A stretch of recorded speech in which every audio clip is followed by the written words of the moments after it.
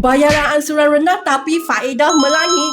Ramai yang cari Melissa, mereka nak buat refinance rumah tapi nak ansuran bulanan yang rendah. Ramai fikir kalau ansuran rumah rendah maknanya mereka bayar faedah yang rendah.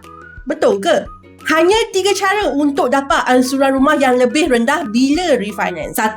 Jumlah pinjaman baru harus lebih rendah dari pinjaman lama. Kalau anda nak refinance dengan cash out, memang susah nak dapat ansuran lebih rendah sebab anda menambah jumlah pinjaman. Save dan like dulu sebab Melissa nak bagi satu manfaat. Kedua, tempoh pinjaman baru harus lebih panjang dari tempoh pinjaman lama. Jika dulu anda ambil tempoh pinjaman 20 tahun dan sekarang anda nak ambil tempoh pinjaman 35 tahun, maka bayaran ansuran akan lebih rendah. Saya Melissa, kepakaran saya adalah bantu cari plan refinance berbaloi supaya anda dapat penjimatan untuk meringankan beban anda. Ketiga, kadar faedah yang sangat-sangat rendah. Jika kadar faedah anda dapat dulu sangat tinggi berbanding kadar faedah yang ditawarkan bank sekarang dan anda juga tidak menaikkan jumlah pinjaman, maka ada kemungkinan anda boleh dapat bayaran ansuran yang rendah. Tetapi jangan ingat, bayaran ansuran yang lebih tinggi bersamaan yang anda membayar faedah yang tinggi. Sebab bayaran ansuran tinggi tidak bermakna anda membayar faedah yang tinggi.